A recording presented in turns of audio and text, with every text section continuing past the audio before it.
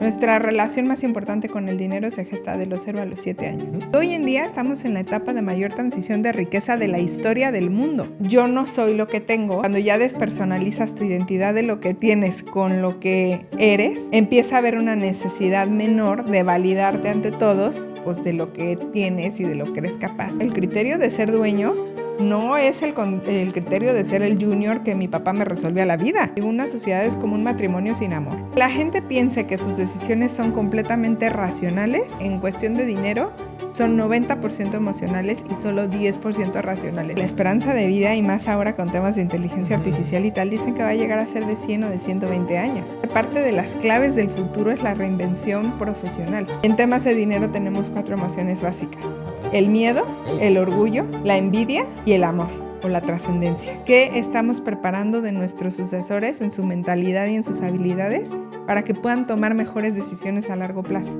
Y si quieres que tu empresa trascienda a ti, que dure más que tú, tienes que crear una visión de largo plazo. Aclaremos algo, no es magia, no es suerte y no es un pinche milagro. Es la chinga de todos los días, de trabajar duro y con inteligencia. Bienvenido a tu podcast, Negocios Chingones. Vamos a invertirle a la empresa más importante que tenemos todos, la mente. Señores, ¿cómo estamos? Bienvenidos otra vez a este podcast que es su podcast. Y déjenme decirles que el día de hoy tengo el gusto y el agrado de tener a una de las personas que sé que les va a encantar ahora que empecemos a platicar, porque vamos a tocar temas que realmente son importantes, que a muchos les conviene, pero también a muchos les puede doler porque hay cosas que a lo mejor muchos quizás no hacen. Hoy tengo el gusto de conversar con un especialista que ha dedicado más de 15 años a ayudar a familias empresarias a resolver uno de los mayores desafíos que enfrentan: la relación entre la familia, el dinero y el patrimonio. Y créanmelo, ahí esa línea es bien delgadita y los que ya están metidos en ese tipo de cosas ya saben de qué hablamos. Es psicóloga organizacional, experta en finanzas personales y familiares, consultora en bienestar organizacional, socia de Muredo Abogados y Consultores, directora del área Multifamily Office, pero que no le vamos a poner Multifamily Office, vamos a ponerle la oficina de familia de multifamilia. ¿Sí? ¿Está bien? Sí, ¿Ok? sí. Y una de las voces, y yo lo quiero decir, más influyentes en educación financiera familiar en redes sociales, para que también por ahí vayan a seguirla. Pues yo creo que todos aquí deben de acompañarme pues a darle la bienvenida a Monse Muredo. Bienvenida a este podcast. Gracias, Armando. Muchas No, hombre, gracias por al la contrario, de invitación. verdad, para mí es un honor tenerte aquí, porque creo que hay muchas cosas y hay cosas importantes que son temas que a veces no los vemos, ojo. No porque no querramos, sino porque también se desconoce mucho. Entonces creo que la parte importante es tenerte aquí porque creo que va a ser de mucho interés para mucha gente. Pero antes de pasar a esa parte, ahí me gustaría saber cómo termina, en este caso, una psicóloga organizacional especializándose en patrimonio. Pues mira, la realidad es que al inicio de mi carrera profesional empezamos a trabajar con pymes. Incubamos una consultoría. Yo estudié en el TEC de Monterrey, me gradué en 2009, que estaba la peor crisis. El TEC saca unas becas de incubación y te decían, pues a ver, de lo que puedas y sepas hacer, vamos a incubar un proyecto. Ahí nació Persona de Consultores, que es mi primera consultoría en temas de desarrollo organizacional y recursos humanos, temas así. El 90% de los clientes eran empresas familiares o socios, y entonces empecé a volverme muy afín a los conflictos que estaban ahí inmersos entre... Normalmente los principales conflictos en una sociedad suelen estar vinculados a los roles y al dinero. Y entonces, pues los años y la experiencia me fueron orillando a esa parte y pues irle dando forma ya con una materialidad educativa, ¿no? O sea, buscar más conocimiento y buscar más fuentes para poder ayudar mejor a los clientes, y así fue. O sea, ha sido fruto de la experiencia y obviamente de la preparación, pero mucho en base a la necesidad que los propios clientes pues, nos manifestaban, ¿no? Oye, traigo esta bronca, traigo este tema, y buscar ayudándoles. Así fue como me especialicé. ¿Cómo te das cuenta que muchos de los problemas financieros que hoy existen no son financieros? Pues realmente el tema de la psicología del dinero está completamente atrás del manejo financiero. O sea, hay incluso un autor que se llama Morgan Housel que habla de la psicología del dinero, que dice en finanzas personales todo es válido. Porque finalmente todos tenemos unos lentes con los que vemos el mundo y tenemos paradigmas con los que fuimos educados, De los 0 a los 7 años, tú ya gestaste tu relación con el dinero en función de cómo se lleva esa relación de tus papás o de tus abuelos, de tu entorno. Y entonces esas improntas que ya vienen ahí sembraditas, pues tú las llevas a tus relaciones personales y de sociedad. Y si luego no son tan compatibles y no hubo esas conversaciones y no nos conocíamos tanto en ese tema, pues la diferencia del conflicto va a surgir. Pero no es necesariamente que estuviera mal manejado, sino que estaba manejado de otra manera. Y muchas veces ahí surge el conflicto, cuando no hay afinidad en la ideología que se tiene sobre cómo se debería manejar el dinero. ¿Por qué en países como México, y bueno, ya hablo, siempre meto Latinoamérica porque somos muy similares, Claro. no tenemos esa parte educativa del dinero? Porque si bien es cierto, pocas veces se llega a hablar de esto en las familias. Una, por desconocimiento, porque obviamente viven en un tema social diferente, o muchas veces porque no se quiere. Mira, es un tema como de idiosincrasia y de Ajá. historia. O sea, si tú te vas a una historia de 500 años atrás, cuando se hace la conquista en México y cómo empiezan a ser los primeros años de colonia, la riqueza estaba muy segmentada. Y entonces las familias, los que sí efectivamente estaban teniendo tal vez las grandes haciendas y demás, pues sí tenían un manejo del dinero y sabían ser empresarios. Pero ¿cuántas eran? Muy pocas. Muy pocas. Y entonces no es que no haya habido una educación financiera, sí la había, tal vez una desinformación financiera o tal vez una manera de sobrevivir, pero la mayoría de la gente pues ha venido arrastrando una falta de formación histórica. No es que, yo creo que no es más bien el que nos hemos metido a un tema de que formalmente no ha habido una educación financiera como tal, pero sí aprendemos, o sea, sí aprendes las malas prácticas o las malas mañas, o sea, de que se educa, tal vez no se forma y eso es diferente. Dentro de este mundo del dinero, obviamente es un tema, pues a veces suele ser muy complicado cuando no se trata y cuando traes una educación, creo, no basada en el mismo dinero, cuando la gente le empieza a ir bien. Porque obviamente, pues quieres muchas veces vivir algo que no has vivido. Y pues viene la parte de los gustitos y la parte de esto. ¿Cómo se controla esa parte que dentro de tu experiencia que has platicado con mucha gente en temas del dinero, en temas de los patrimonios? ¿Cómo se logra controlar esa parte? Pues mira, mucho va basado en esto que dices como de lo que te gusta y lo que te interesa. Y de repente te encuentras empresarios que se compran sus juguetitos, pues claro, que el yate en La Paz, que definitivamente no es rentable ni No es es un inversión. negocio. O sea, se van comprando especie de juguetes, así como los niños quieren su juguete, los adultos también. Y de repente cuando le rascas un poco por qué, pues realmente no es que quieren el yate en sí, sino quieren ese momento de paz, de tranquilidad, de desconexión con los amigos, con la familia. Entonces, siempre hay una emoción que motiva esa compra. Y también, obviamente, la validación social, el sentirme admirado por otros, y va respondiendo por completo a temas muy emotivos. Aunque la gente piense que sus decisiones son completamente racionales, la verdad es que en cuestión de dinero son 90% emocionales y solo 10% racionales. Así sea el que es el más ahorrador del mundo, porque ahí tenemos la contraparte. Los que tienen esta sensación de querer tener un control total del dinero y de ser súper ahorradores y súper mesurados con el dinero, inclusive cuando ya tienen la oportunidad de gastarlo un poco más y de disfrutarlo, no se lo permiten.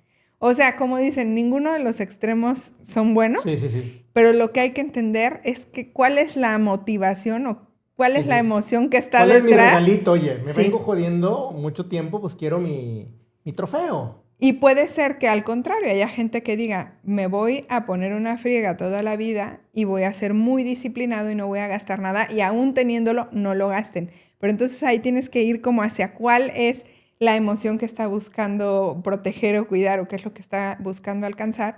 Y en temas de dinero tenemos 4 emociones básicas. El miedo, el orgullo, la envidia y el amor o la trascendencia. Entonces, muchas veces las decisiones financieras se toman en función de eso. En el orgullo, pues obviamente es la vanidad de decir, yo puedo, yo soy aquí un triunfador, lo he hecho muy bien y quiero que todos lo vean porque quiero sentirme validado. En la envidia, pues cuando, ay, mira, este ya trae este coche nuevo, pues yo también me lo compro. Y se ve mucho en los grupos de empresarios que todos empiezan como a escalar en sus aficiones y en sus gustos de manera muy parejita. Después tenemos, pues, obviamente la trascendencia, la gente que quiere trascender a través de su dinero, pues, apoyando instituciones públicas o privadas, el ayudando a otros, el ser como personas como muy desprendidas en la búsqueda de la ayuda. Y, pues, obviamente también está la parte del miedo, de decir, yo no quiero volver a estar donde estuve, no quiero perder el control de esta vida que tengo, y entonces gente que cuida mucho, que controla mucho. Entonces hay que entender cuál es la emoción que está detrás de eso, y a veces, como te decía, el 90% de nuestras decisiones financieras no van a ser racionales, van a ser profundamente emocionales, y está bien, solo hay que entendernos, conocernos. Ahora, dentro de tu experiencia y del conocimiento que has tenido a lo largo de todos estos años, yo entiendo que hay clases sociales, no las podemos quitar y existen, están muy marcadas, ¿no? Existe obviamente la clase baja, la clase media, la media baja y la media alta. Bueno, y la clase más alta, ¿no? La clase que siempre ha crecido con dinero y la gente que quizás sabe cómo manejarse a través del dinero. Pero ahí viene la clase media baja y obviamente el que viene de más abajo todavía, donde empieza a haber dinero en algún momento. ¿Cómo ves tú esos comportamientos de la humanidad de cuando vienes de abajo o el que está arriba? ¿Hay una gran diferencia? Sí, por completo. O sea, porque finalmente la historia, como te decía, nuestra relación más importante con el dinero se gesta de los 0 a los 7 años. Entonces, dependiendo lo que hayas vivido y cómo lo hayas vivido, va a ser tu comportamiento a futuro. Entonces, sí, definitivamente lo más importante es, sobre todo cuando alguien tuvo ciertas carencias y de repente empieza a tener la bonanza, de decir, yo quiero validar ante el mundo que yo puedo, que soy capaz, entonces estoy buscando ese reconocimiento exterior. Cuando en determinado momento las personas llegan como a un insight, que normalmente puede ser ya en una edad más madura, de decir, yo no soy lo que tengo, o sea, cuando ya despersonalizas tu identidad de lo que tienes con lo que eres, empieza a haber una necesidad menor de validarte ante todos, pues de lo que tienes y de lo que eres capaz. Entonces también sucede con la gente que ya nació con muchos recursos. De repente ya no tienen esta necesidad de validación externa. Pero estamos hablando pues de que hay una educación financiera de muchas generaciones y estas familias a lo que se enfrentan más bien es a una búsqueda de cómo yo puedo trascender, cuál es mi sentido de vida. O sea, en cualquiera de los mundos vas a tener retos. El reto del que nació ya y ha crecido en una familia de varias generaciones con suficiente dinero para que sus necesidades básicas estén cubiertas y las no básicas también, llega a haber una pérdida de sentido de vida personal. Y entonces hay una búsqueda muy de, a ver, crecí a la sombra de un gran árbol y yo qué puedo aportar, yo para qué soy bueno, en qué puedo ser valioso. Entonces cada uno de los mundos tiene sus retos. Y ese es el más fuerte, digamos, para las familias de alto patrimonio, suele ser ese. Y para quien va construyendo el dinero, el poder ir tomando mejores decisiones sin querer enseñar demasiado al exterior lo que se tiene para validar, pues, tu valía personal. ¿Dónde cuesta más trabajo crear patrimonio? ¿En la parte de la gente que viene haciéndose, de abajo hacia arriba, o la gente que ya está arriba? Pues es que depende mucho de la educación de la familia y de las relaciones que hagas, no solo con la familia, sino con los amigos. ¿Quiénes son tus socios? ¿En qué mundo te mueves? Porque de repente puede haber que una persona que ya tenía una cierta riqueza transgeneracional heredada no la sepa trabajar y la pierda por completo. Y está perfectamente estudiado que normalmente a la tercera generación pueden llegar a quebrar cualquier nivel de empresa y de riqueza. Y por otro lado, tenemos a la gente que la va amasando, que lo va trabajando, que suele cuidarlo porque le costó. Y entonces también lo pueden llegar a perder porque son personas que suelen ser como con un fuego interno muy encendido, muy arriesgadas, que quieren ir por más, pero que pueden tomar malas decisiones. Entonces, en cualquiera de los escenarios puede haber quien lo pierda por completo. ¿En dónde va a estar pues la brújula? ¿En qué tanto lo vas cuidando en función de que te pongas una meta y que decidas? Esa meta es la que voy a cumplir y voy a tener una red de soporte financiero. Ahí hay un punto importante que luego no consideramos en el tema de de la riqueza. Hay una riqueza social que normalmente le acompaña a la gente que ya creció en un entorno de riqueza. Si tú en determinado momento tienes un círculo de amigos o de conocidos a los cuales tú te puedes acercar para hacer un negocio diferente, para pedir un préstamo con mejores condiciones, para que te relacionen con alguien que pueda ser tu mejor cliente, ese capital social vale muchísimo. Y normalmente el que no contaba con ese capital social de arranque, pues le va a costar más porque lo va a tener que construir. Pero ese irlo construyendo también hace que se valore y se cuide más. Pero sí es una realidad que hay una ventaja social ante ciertos grupos que tienen ese capital muchísimo más sólido en esas relaciones sociales que apalancan incluso hasta malas decisiones o pocos talentos. Hay gente que dices, oye, pues es que este ni era tan talentoso. Pues sí, pero tenía muy buenas relaciones y un apalancamiento social muy alto. Y hay gente que tiene mucho talento y que tiene mucho conocimiento, pero no cuenta con ese apalancamiento social. Y eso es una realidad y eso es por lo que muchas veces las diferencias sociales se mantienen. Yo, ahorita, híjole, tocaste varios temas que son muy, muy importantes. Sobre todo mucho también el tema de las relaciones, creo que es un papel que para mí, a lo largo de muchos años, creo que para mí es uno de los más importantes que existe. Más allá incluso del poder tener acceso al dinero. Porque al final de cuentas las relaciones te llevan justamente a todo esto. Uh-huh. El poder relacionarte con gente del cual le puedas aprender. Uh-huh. Pero sí es cierto también que dentro de estos dos mundos, y lo pongo como dos mundos, espero que no me malentiendan, porque sí hay un mundo de la gente que nació con y la gente que nació sin. Uh-huh. Estamos hablando del dinero. Cuando la gente viene de abajo hacia arriba, pues se siente don chingón, porque ve su retrovisor y ve dónde vengo, ve dónde estoy. Uh-huh. Pero la gente que está arriba ya nació en esa cuna. Uh-huh. Como dices tú, muchas veces suelen hasta perderlo en la tercera generación. Entonces, uh-huh, más allá de que les vaya bien, les puede ir muy mal. Hay que mantener. Exacto. Entonces, está más difícil, creo que mantener, porque el que viene de abajo, pues viene creando y pues viene de menos a más. Y es más fácil crear cuando no hay nada que cuando tienes. Tienes que aprender a cuidarlo y ahí también influye mucho la educación financiera de los papás. ¿Qué pasa normalmente en nuestro país?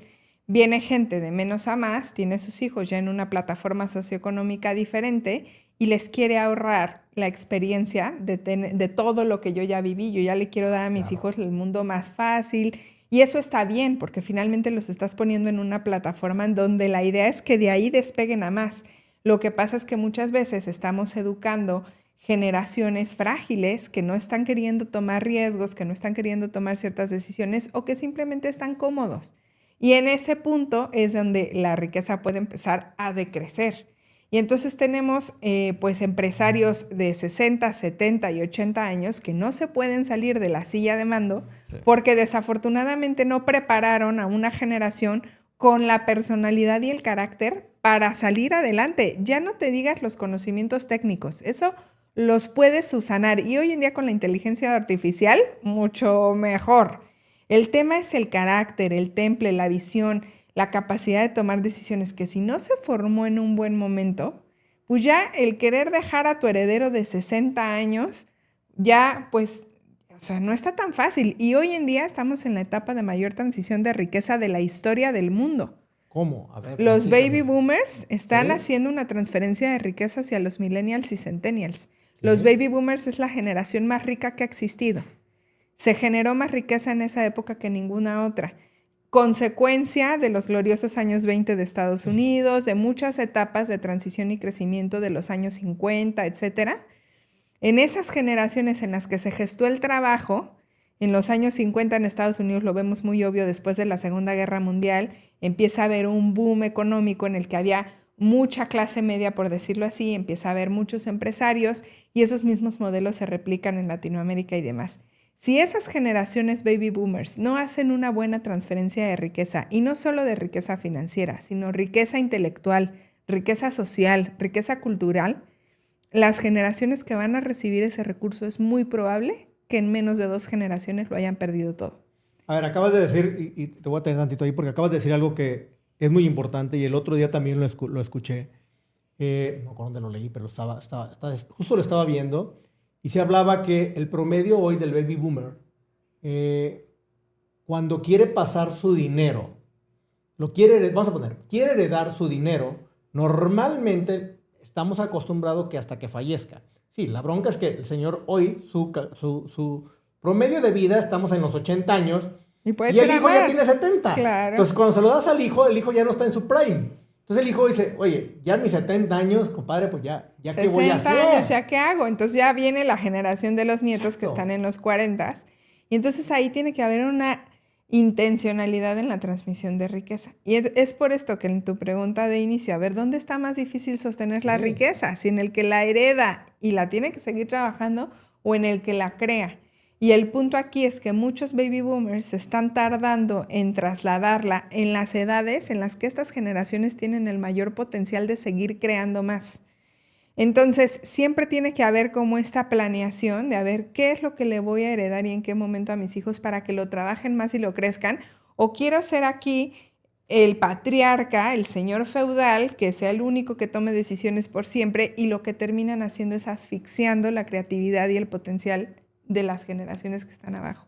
Y es una cosa bien compleja y la vemos mucho. Y pues ese es un punto que no se va a quitar en unos 5 o 10 años. No. O sea, es un tema de traslación de riqueza importante para los próximos 20 años. A ver, podemos hacer un poquito más de zoom en este tema porque creo que es importante.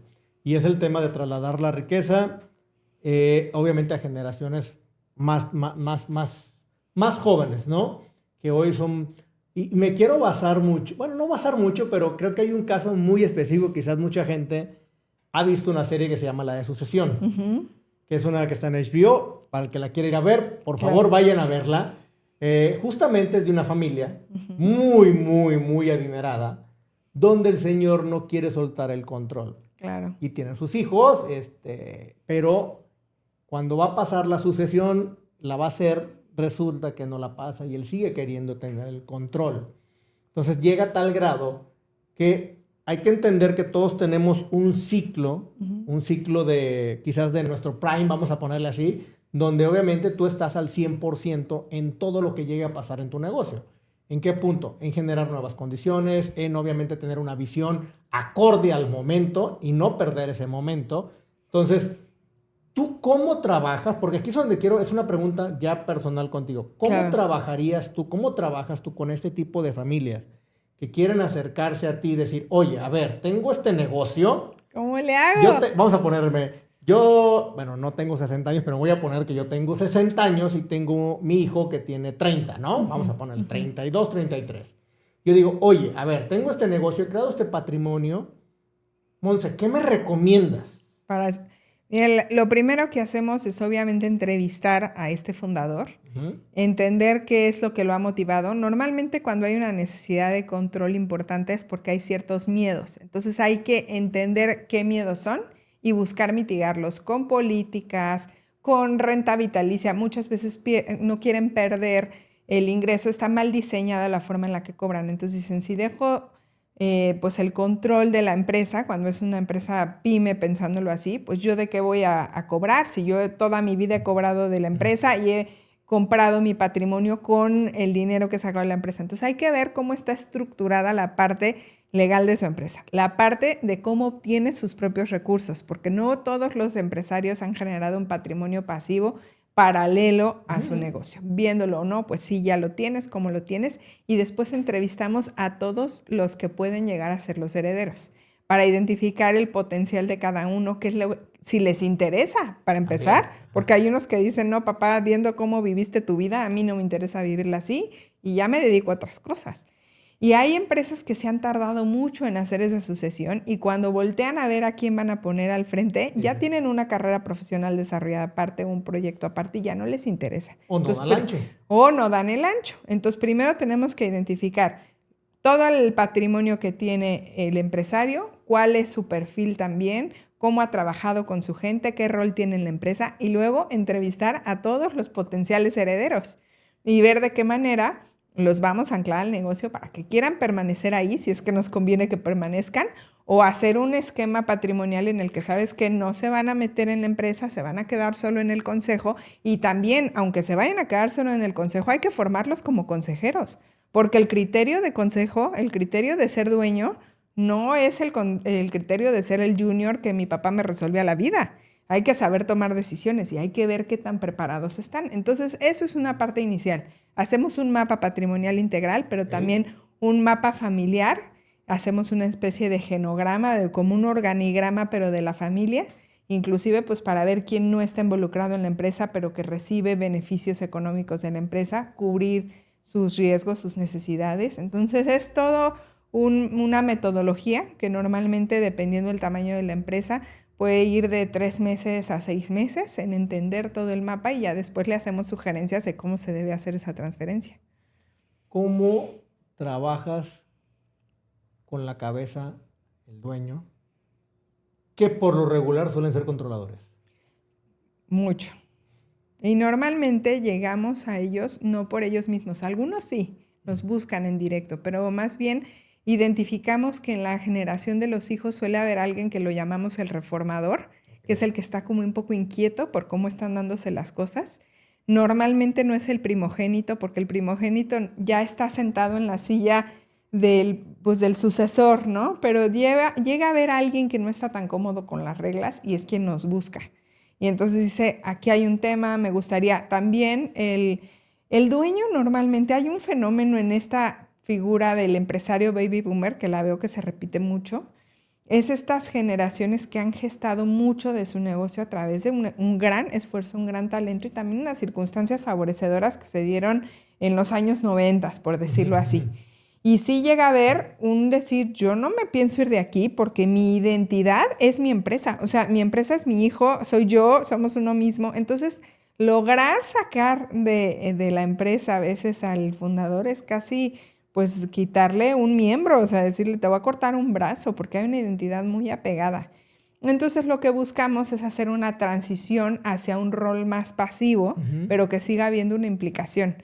En algunos casos hasta, bueno, los ponemos a escribir su libro para que puedan pasar su testimonio a otras generaciones o para que los ponemos en una función ya de consejo. O sea, ya no vas a estar en la operación, pero vas a estar tomando decisiones estratégicas o hasta creando un nuevo proyecto que les vuelva a dar esa ilusión.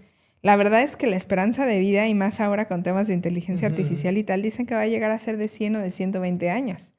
Entonces, estas curvas de decir, oye, yo me jubilo a los 65, ya no es tan viable. De hecho, está estudiado que las nuevas generaciones vamos a trabajar como por bloques y que te vas a reinventar ciertos años de trabajo. Y tiene como mucha lógica con lo que están viviendo los jóvenes ahora. No sé si te has fijado que entre los 20 y los 30 años ya no están teniendo la vida que anteriormente una generación X o una generación millennial tenía, ¿no? De que pues ya me independizo, probablemente vivo en pareja, probablemente tengo hijos. No, las nuevas generaciones, la generación Z, para nada quiere ese modelo de vida.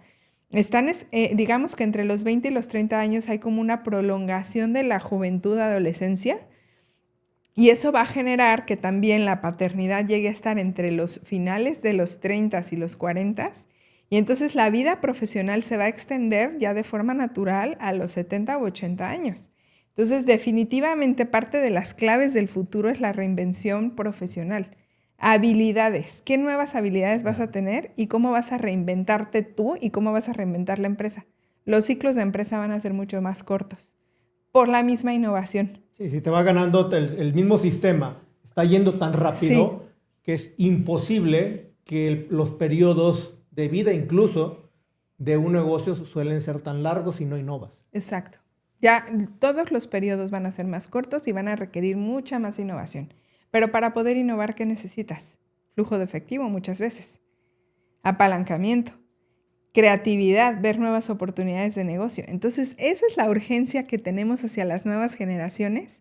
¿Cómo logramos que empiecen a generar esa capacidad de nuevas ideas y de nuevos negocios sin desatender lo que ya funciona y ya existe? Y a su vez, pues que podamos seguir creando nuevas oportunidades para estos nuevos ciclos empresariales y nuevos ciclos de vida. O sea, estamos en un cambio de paradigma. Hace poco estaba leyendo, tuvimos de paradigma mundial. O sea, estábamos en la revolución industrial y ahora es la revolución de la inteligencia artificial y todo va a ser una vorágine de velocidad impresionante. Yo creo que estamos viviendo, bueno, lo estamos viviendo porque lo vamos conociendo y vemos que hay un avance nunca antes visto. Pero eso es lo que decimos hoy.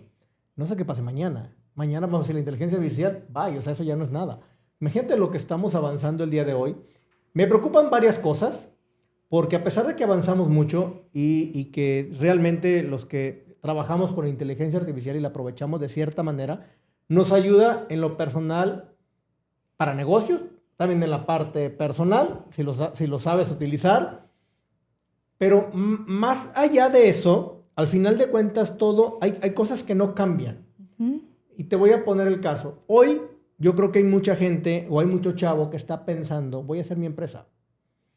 Y empieza y dice, oye, lo voy a hacer aquí, tengo un cuate. Por lo regular siempre lo terminas haciendo con un conocido, un familiar, claro, que es al que tienes a la mano. Y vas y dices, oye, ¿a quién me abre mi empresa? Pues vete con el contador, él te va a ayudar, ¿no? Claro. Típico, ¿no? Es normal. Normal, sobre todo se da. Ya, pues ahí está, no hay problema. Ya ve, abre tu empresa. ¿Tú cuánto tienes? No, pues yo el 50 o yo el 60 y tú el 40. Perfecto. Done, se hizo la empresa.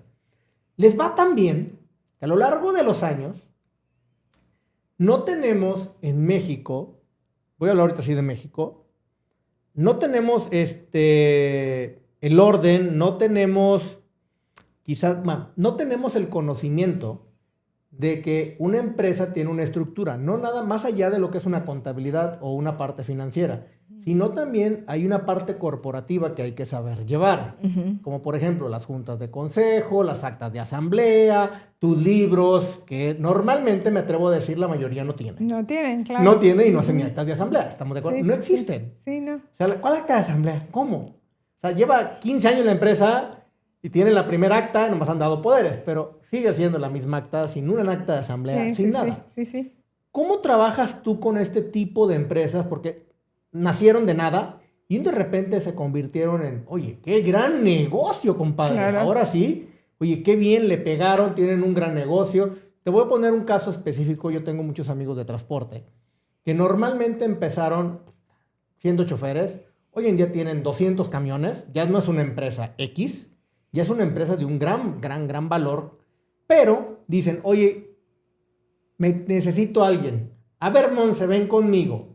¿Qué tengo que hacer? Me compran la empresa. O quiero que mi hijo tome el control. Necesitamos capital, le van a inyectar. Pero la estructura está hecha con las patas. Está hecha para la que arrancó. Exacto. O sea, ¿cómo trabajas esa parte para darle forma y decirle, a ver, compadre, pues déjame ver qué hacemos aquí? Fíjate que este proceso es como cuando vas al médico. Ajá. Y te decía, a ver, primero te voy a sacar una radiografía, te voy a hacer estudios clínicos y te voy a decir de qué estás enfermo y lo vamos a arreglar. Y entonces por eso somos un equipo multidisciplinario. Está toda la parte legal, todo el soporte fiscal y la parte de psicología organizacional y tema patrimonial. Entonces lo intervenimos 360. Okay. Les pedimos toda su información, todo su historial, la analizamos todo. Mira, te falta esto, te vamos a regularizar y ahora sí. Y entra la parte del departamento de psicología. ¿Qué es lo que quieres? Verdaderamente, ¿qué es lo que quieres? ¿Qué es lo que te da miedo? ¿Qué es lo que no quieres lograr? Y entonces vamos, todas esas intenciones a través de muchas conversaciones, las vamos plasmando en esas actas de asamblea. A ver, ¿tienes un acuerdo de socios? No tengo. Entonces lo tenemos que hacer, pero ya. Porque entonces, ¿qué va a pasar si llegan, te quieren comprar y tú solo quieres vender y tu socio no? ¿Cómo lo vamos a solucionar? Entonces, ahí es donde tenemos que apalancar con todas las herramientas legales, que esa parte la lleva mi hermano. Somos una oficina de familia, siendo familiar, ayudando a otros, ¿no?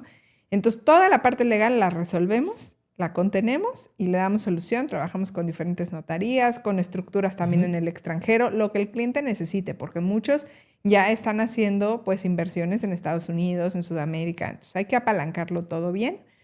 Y pues obviamente lo más complejo a veces es la relación entre los socios, porque muchas veces hay una historia de, pues hay muy buenas sociedades, pero también de las más complicadas es una sociedad. Yo digo, una sociedad es como un matrimonio sin amor.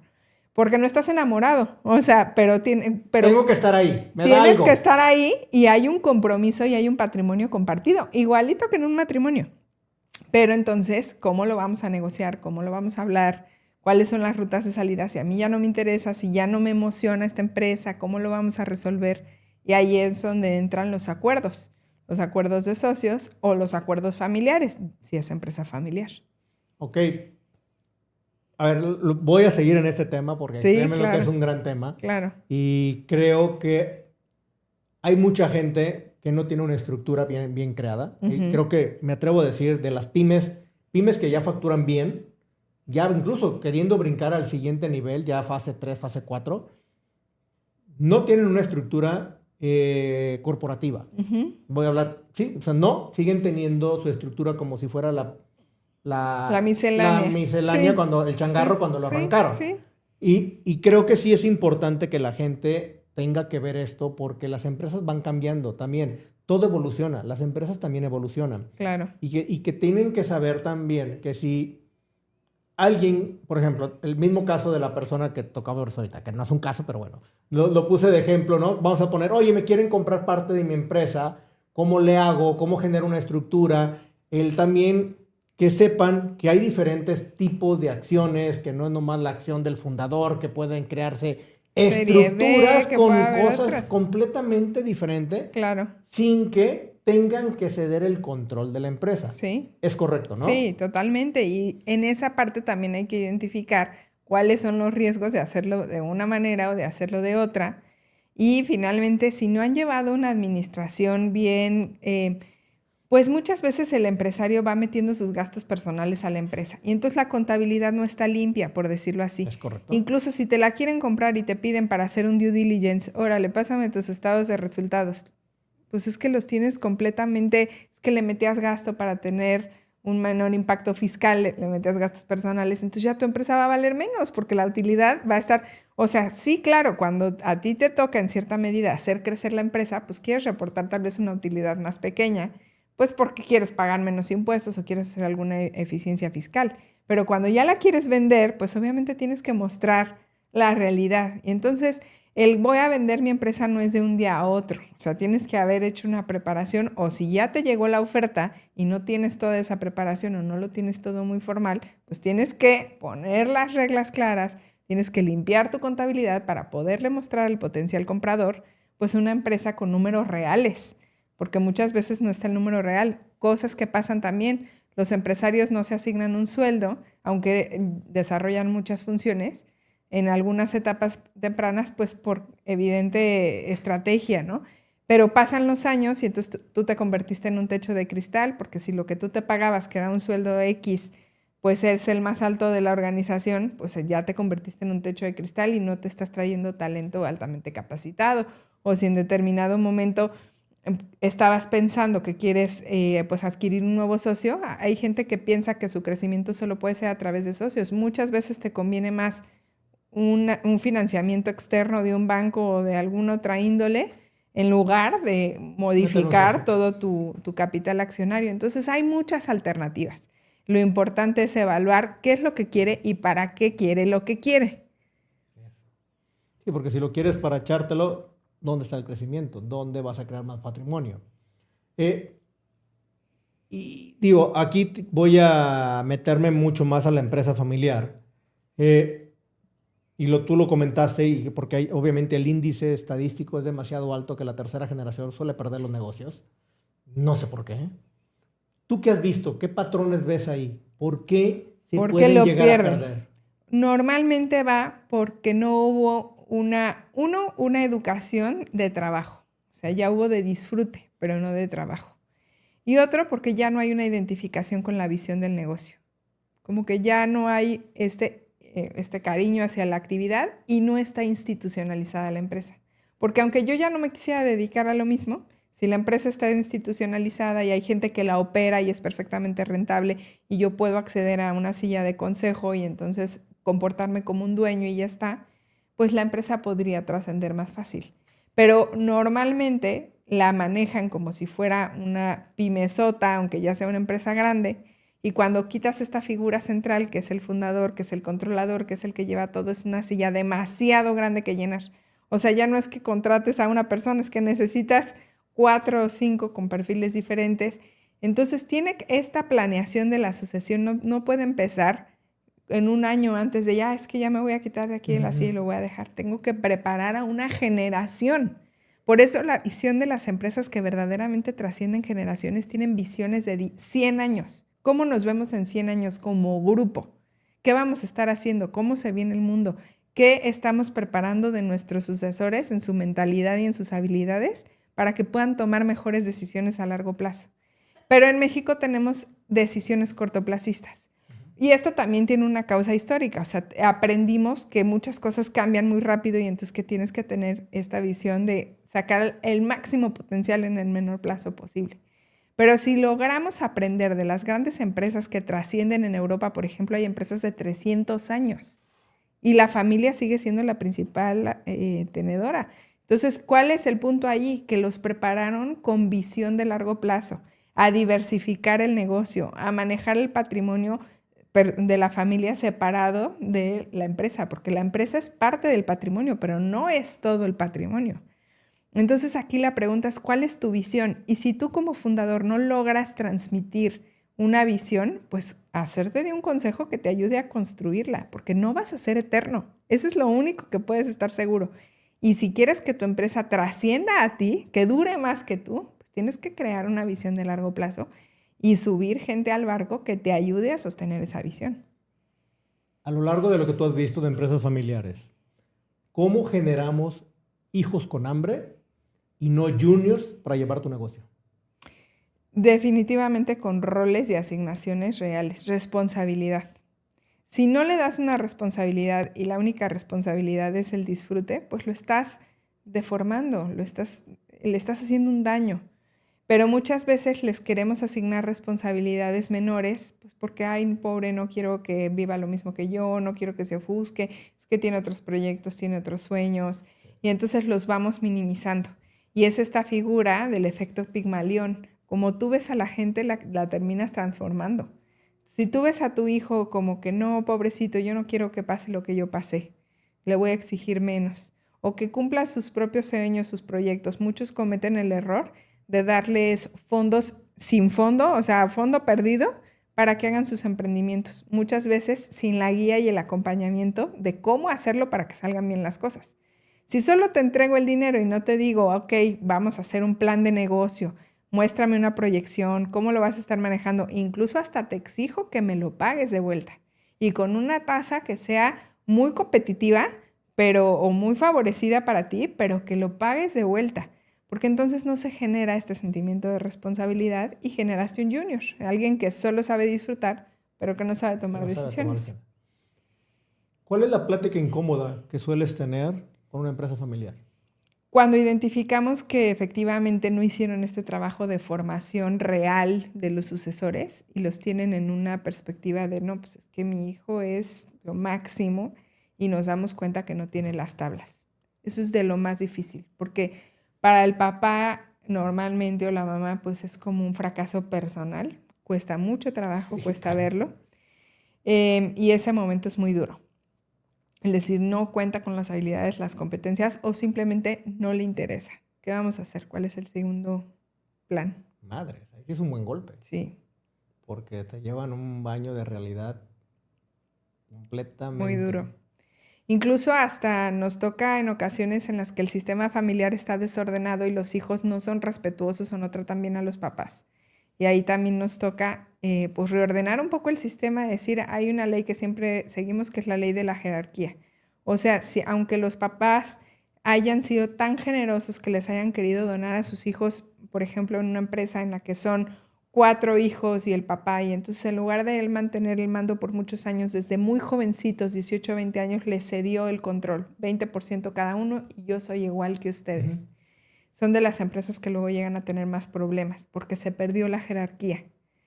Ya no hay una jerarquía familiar que sostenga a veces el decir, vamos por aquí, voy a mediar este conflicto. Entonces hay que saber en qué momento sí ceder de más y en qué momento y con qué personalidad de los hijos que no, porque hay hijos que se vuelven tiranos sobre los papás y que incluso les terminan quitando parte del patrimonio, les dan la espalda, los tratan muy mal, y nos ha tocado ver casos muy, muy hostiles de hijos hacia papás.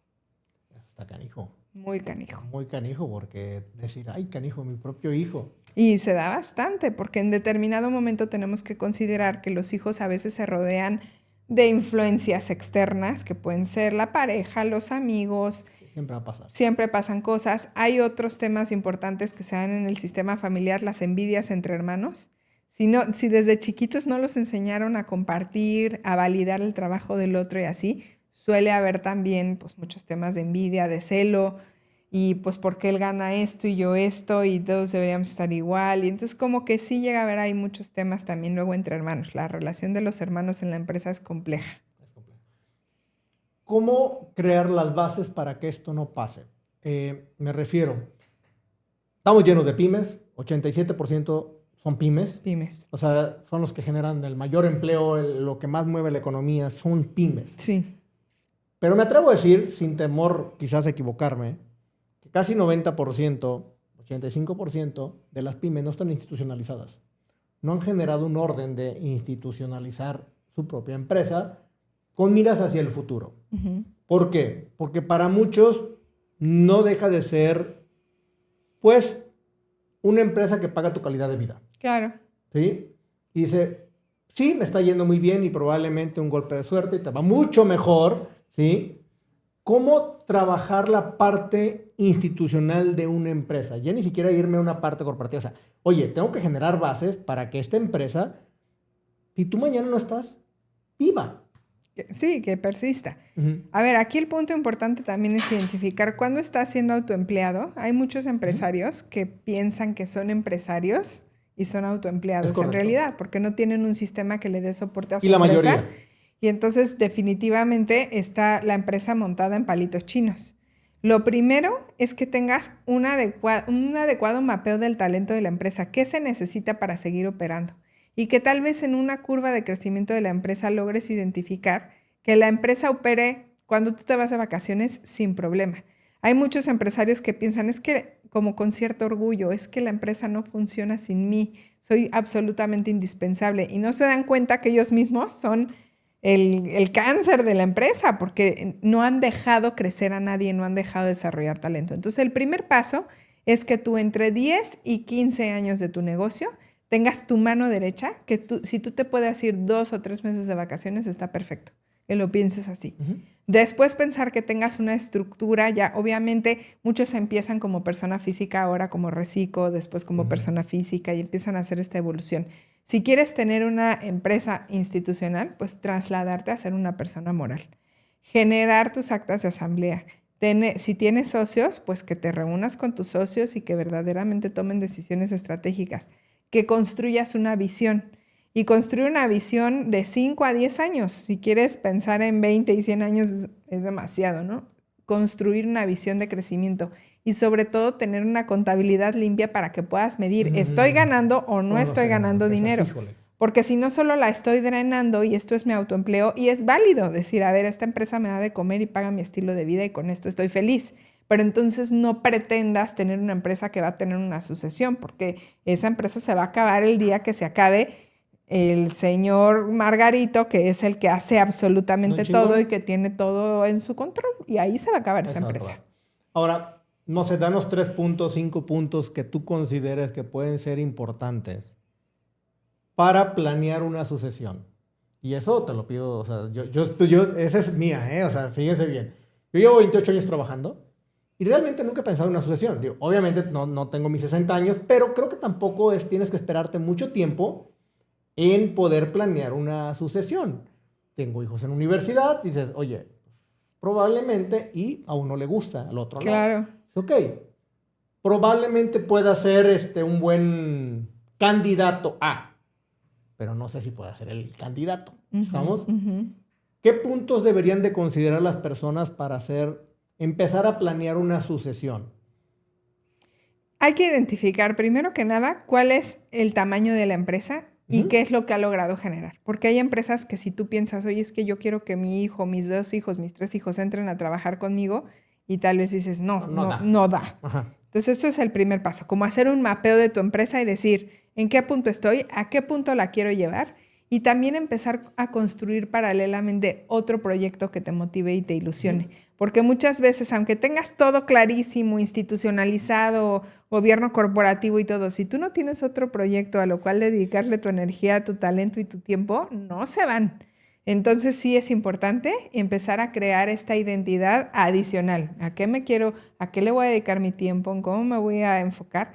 A su vez, crear las bases legales y contables para que la empresa sea muy institucional. O sea, que tenga evidentemente sus actas de asamblea, sus actas constitutivas, si creaste una holding, si tienes que crear una holding para que pueda haber tal vez diferentes empresas habitando dentro del mismo grupo, de qué tamaño son, digamos, las empresas en las que trabaja cada uno de los hijos. Puede ser, oye, a este le veo talento aquí y aquí, pero también identificar cuál es tu capital humano en casa, ¿no? Correcto. Hablar con tu gente, hablar con tu familia, oye, ¿qué te interesa? ¿Cuál es tu visión de largo plazo? Porque a veces estamos esperanzados que a alguno le interese, pero ni siquiera le hemos inyectado la emoción o le hemos compartido.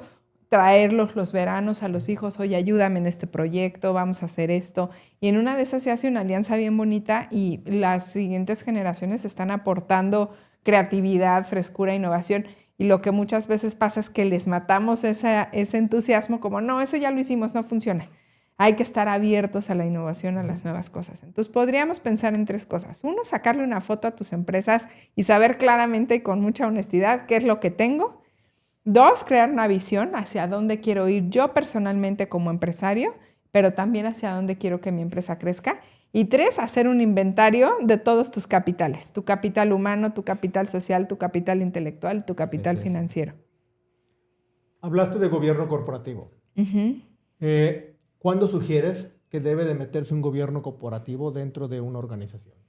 Normalmente cuando hay más de un socio y la empresa ya tiene una facturación importante. En ese momento no necesitas ni siquiera estar pensando en una sucesión.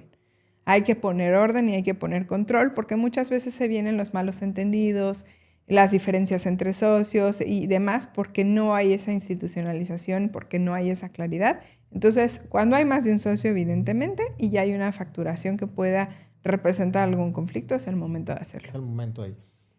Dentro de este mundo empresarial, sé que también en este mundo puede haber personas que han creado un negocio, generas un gobierno corporativo, metes consejos, metes obviamente personas que ya empiezan a tomar decisiones donde tú ya no las puedes tomar.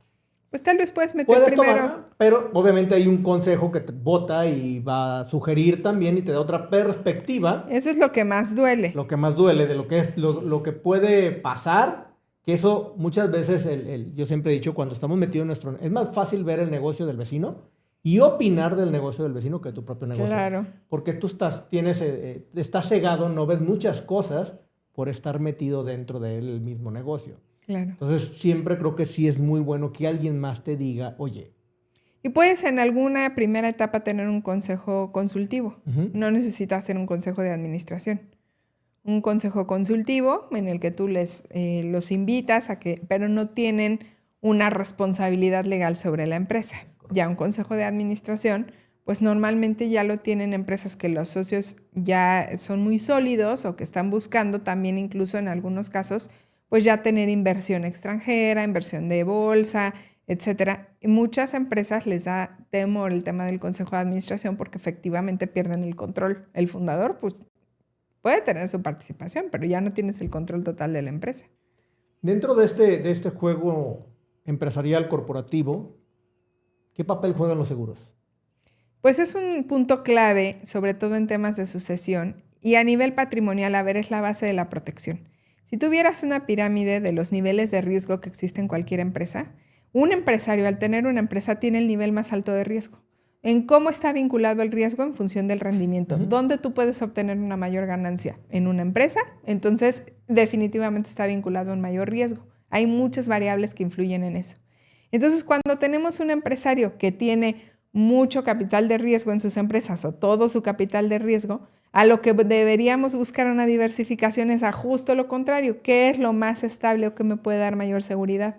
En la base de la pirámide vamos a encontrar los seguros y después vamos a encontrar normalmente inversiones inmobiliarias, que es donde todos, de manera hasta intuitiva, empiezan a querer poner su capital seguro y en determinado momento, pues hacer un rebalanceo del riesgo que ya les representa su empresa. Nosotros en la oficina de familias, ¿cómo ocupamos los seguros para nuestros clientes? Particularmente siempre les sugerimos que tengan un plan privado de retiro independiente de tu empresa, para que no te conviertas en alguien que se vuelve ya un empleado que en la renta vitalicia del dueño, pues mejor en tus mejores años aporta a tu plan de retiro para que puedas en determinado momento tú salir de ella y pues seguir teniendo tu ingreso, ya lo consolidaste en tus mejores años. El segundo punto importante es el seguro de persona clave. Eres aquí la estrella, tomas todas las decisiones y si tú faltas, la empresa se acaba. Y tienes un montón de pasivos que probablemente con algunos préstamos o le debes a alguna persona que invirtió en tu negocio. Es importante que tengas ese riesgo apalancado, hasta le da mayor certeza a los proveedores. Pero por otro lado, el que también vayas generando en ese mismo seguro de persona clave se puede ir generando una especie de ahorro de la persona moral para quien ejecuta el puesto. Y tal vez al cabo de 10 o 20 años eso se vuelve como en un detonador de salida.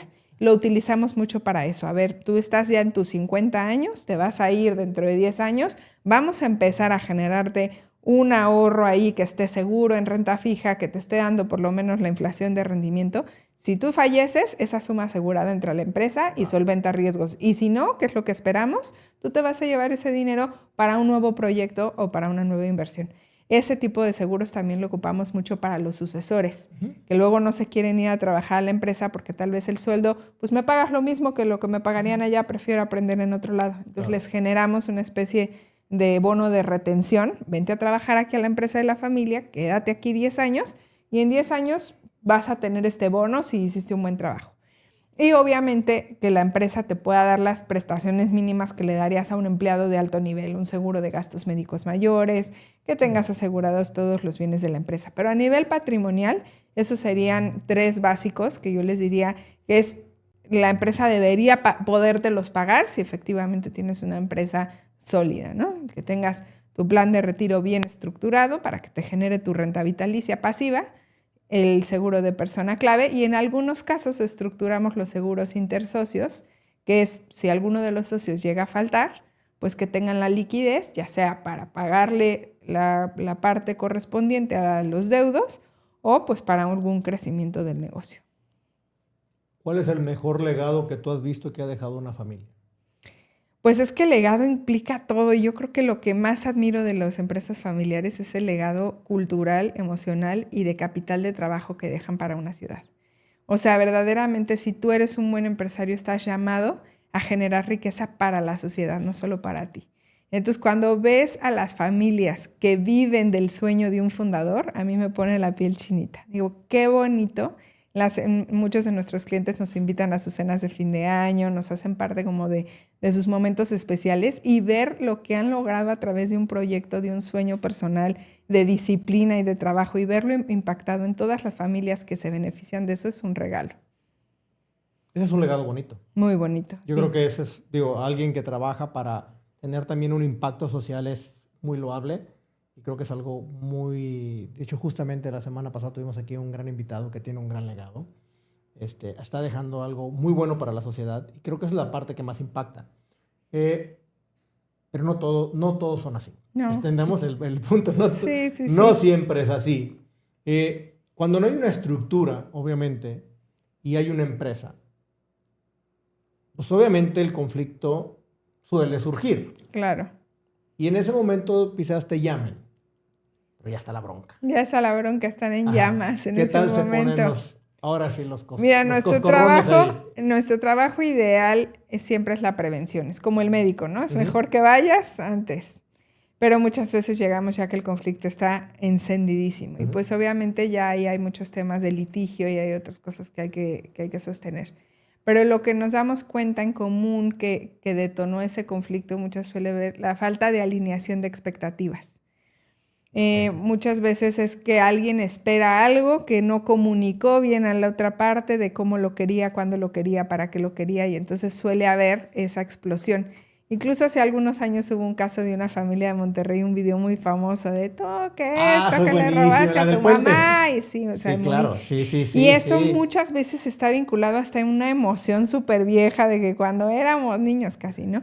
Entonces hay que entender la historia de esa relación y ser lo más posible en prevención. Cuando ya está el conflicto álgido y está ahí, pues ya muchas veces es inevitable el llegar a una negociación. Tema de un acuerdo de socios o un seguro sucesorio o el seguro de persona clave o algo, se soluciona. Y hay quien sí requiere una intervención mucho más integral. Pues Monse, yo tengo una pregunta también para ti. La tengo por aquí, que de hecho te la quiero hacer. Digo, si hoy pudieras sentarte frente a todos los empresarios de México y darles un solo consejo, uno solo. Porque yo sé que vas a querer dar ahorita 10. No, a ver, Monse. Uno solo, Para proteger su familia, su empresa y su patrimonio, ¿cuál sería? Yo creo que la clave del éxito para todos sería tener muy claro para qué quieres lo que quieres y escribirlo. Que sea resonante con tu esencia personal y que te sientas tranquilo con eso. Porque muchas veces esa es la clave del dolor de todos. ¿Tener una empresa que pague tu calidad de vida o tener una calidad de vida y que tu empresa la pague? No, definitivamente hay que tener una calidad de vida y que tu empresa la pague. Porque ¿para qué quieres tener una gran empresa si no tienes con qué? ¿No? Entonces, o tener una calidad de vida. A veces, ¿qué es calidad de vida? Puede depender de cada... Sí, digo, la verdad, yo creo que a lo largo de muchos años, y obviamente también vas aprendiendo a lo largo de los años lo que vienes haciendo mal, también lo que vienes haciendo bien, y pues vas capitalizando ambas, ¿no? Pero yo siempre he dicho que aprendemos más de los errores que de lo que está bien. Definitivamente todos aprendemos de esa parte. Creo que el hecho de hacer un plan de vida y saber qué plan de vida quieres y construir una empresa que vaya y pague ese plan de vida, creo que es muy bueno.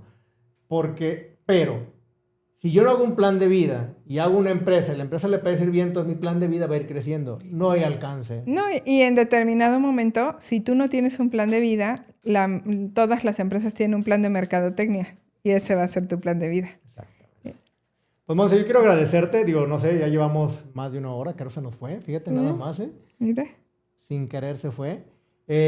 Por este tiempo creo que es muy importante también que la gente que tiene una empresa, que ha logrado mantener a lo largo de algunos años y que ha creado pues, prácticamente un patrimonio dentro de, que sepa también que hay un plan más adelante y que no se espere al último para poder crear una sucesión o institucionalizar una empresa, que creo que es algo que nos falta mucho en este país, que es la parte de saberlas institucionalizar y dejarlas listas, preparadas para el día que yo me tenga que salir o tenga que bajar mi nivel de actividad. Uh-huh. Entonces, por eso es que parte de traerte es que nos dieras esta cátedra a todos, porque para mí, créeme lo que fue una gran cátedra, por eso yo hasta muchas preguntas las hice muy personales, por lo mismo, ¿no? Porque no naces sabiendo. Yo siempre he dicho, en la vida no vas a conocer todo, pero sí hay que, cuando menos, saber a quién contactar. Exactamente. Y aquí tenemos a una experta en eso. Muchas gracias por la invitación, Armando. ¿No? Y la gente, ¿dónde te puede contactar? ¿Dónde te puede seguir? No sé, ¿tienes por ahí las redes? Sí, en mi LinkedIn. Ajá. Y también en Instagram, Monse Muredu, ahí me pueden encontrar. Pues ya saben todos, no le echen en saco roto. Hemos tenido aquí invitados donde hemos tenido gente que está haciendo sucesión. Bueno, queriendo hacer una sucesión, ojo, hay que dejar claro, pero creo que hay mucha gente que no tiene las bases para poder hacerlo. Y si alguien sabe cómo crear las bases, pues aquí la tenemos. Es Monse. Muchas gracias. Pues mándenle un mensajito, por favor, y a la gente que escuchó el podcast y que cree que le puede servir a alguien más, pues no sean gachos, compártanlo, denle también gracias. Un poquito de amor, ¿no? También, o sea, también denle su like, denle compartir, denle todo lo demás. Acuérdense lo que nos enseñaron en el kinder a todos, compartir es bueno. Exactamente. ¿Estamos de acuerdo? Así que, Monse, muchas gracias por estar aquí en este episodio. Muchas gracias. Listo, señores, nos vemos en el siguiente episodio. Cuídense mucho. Bye.